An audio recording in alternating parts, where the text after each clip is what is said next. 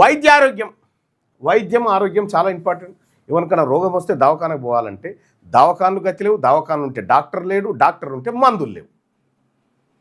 మరి బడ్జెట్లో కేటాయింపులు జరుగుతూ ఉన్నాయి కదా, ఎటు పోయినాయి నిధులు అంటే చూడ్రి.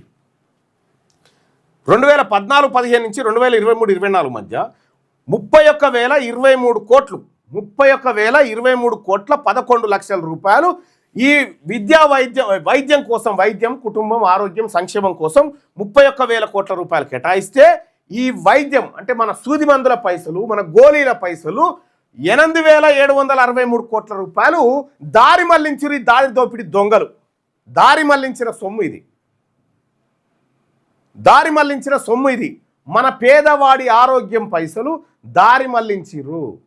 దీంట్లో ఇంకా మీకు విషయం చెప్పన్నా, మన ఆడబిడ్డల శానిటరీ ప్యాడ్స్ పైసలే 40 కోట్లు ఉన్నాయి. ఇందులో 40 కోట్లు ఈ హాస్టళ్లలో, ప్రభుత్వ స్కూళ్ళలో చదువుతున్నటువంటి పిల్లలకు మెచ్యూర్డ్ అయితే శానిటరీ ప్యాడ్స్ కిట్ ఇస్తారు కదా, ఆ కిట్టు పైసలే 40 కోట్ల రూపాయలు కేసీఆర్ తిన్నాడు.